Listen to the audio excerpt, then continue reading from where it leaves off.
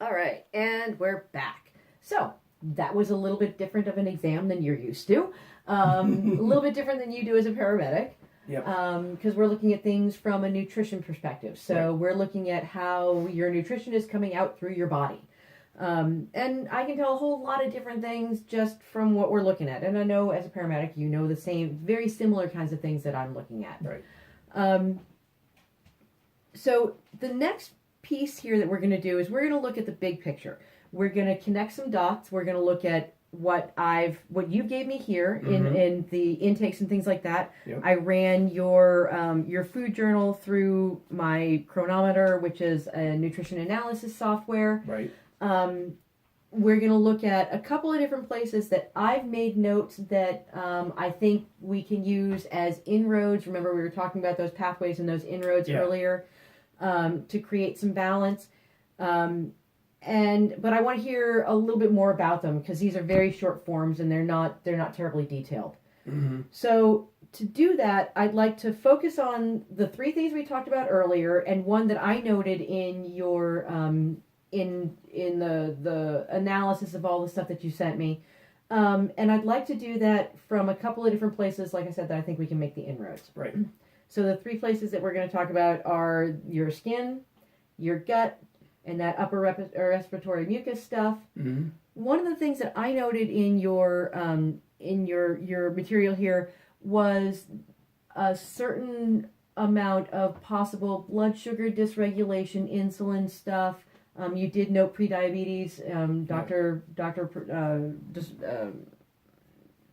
diagnosed prediabetes. Yep. So let's take a look at that as well. I think when we look at the three different places that I want to start inroading, we can address one of those through that.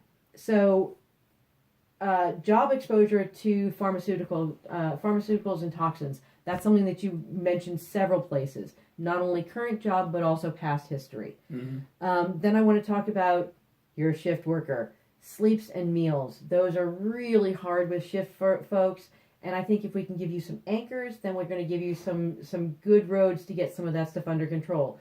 That's going to help your gut and the insulin issues. Right. The last thing that I want to talk about is another two-pronged thing. You did mention that you're a smoker, so we're going to talk about that. And I'd also like to talk about the job exposure to the chemicals and things like that, because I think that's going to help talk about the upper respiratory stuff. So let's talk about your job exposure and what you do there. Okay.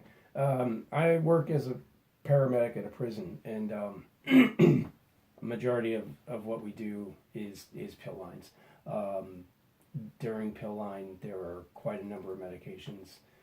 About 50% of them have to be crushed before we give them to the inmates. So there's a lot of exposure to things like gabapentin and Elavil, doxepin, things like that.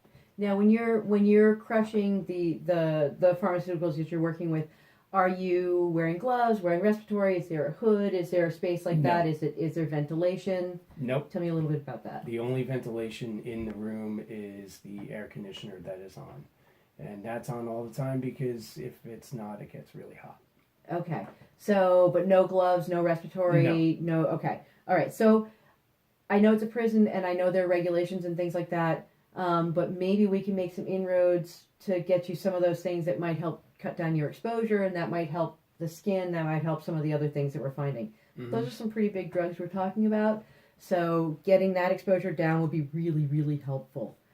Talk to me a little bit about your sleep and your meal pattern. Again, shift work, you mentioned some pretty long days, and you also mentioned that you've got a recent change in your schedule, so tell me about that. So up until 2 weeks ago, we did 6 a.m. to 10 p.m. two of those a week, and 1 8-hour shift. We've recently gotten some more people, so now we are doing 10-hour shifts 4 days a week.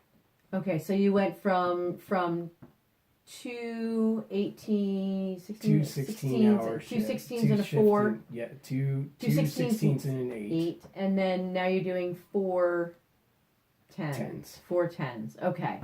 So, well, the 4 10s are now are your are the days together now? I know before they were sort of helter-skelter. Are they still all over the place, or No, are they they're still chunked together? They're still kind of all over the place. Okay, that's going to make it hard on you getting your sleep and your meals and getting your system on an even keel. Right. Tell me about your meals. Are you eating meals when you're eating meals at work? Are you eating meals? Are they meals from home? Are they meals out? Are they from the cafeteria? Tell me a little bit about that. Most of the meals are from home. Okay. And are you eating them in a place that's quiet and mindful, or are you grabbing and going, or is it a piece here, a piece there? Do you have any kind of regular anchor times? No, actually. Well, previously my anchor times were pretty solid lunch and dinner. Dinner's kind of helter-skelter on days. Breakfast has always been helter-skelter. It can be either 5 in the morning or 9 in the morning. Lunch is usually around 11 or 12. Okay. Dinner can be sometimes as late as 9:15. Okay. All right. So it sounds like lunch is your anchor right now. Mm-hmm. It sounds like you can pretty much always get lunch around the same time-ish. Yeah. Okay.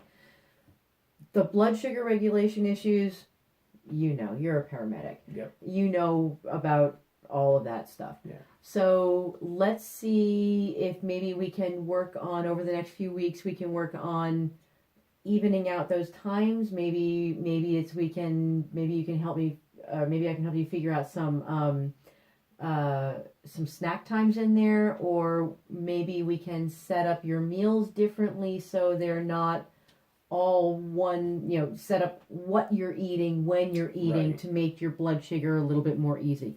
That's also going to help your gut. Again, dysregulated food equals dysregulated gut. Just going to happen.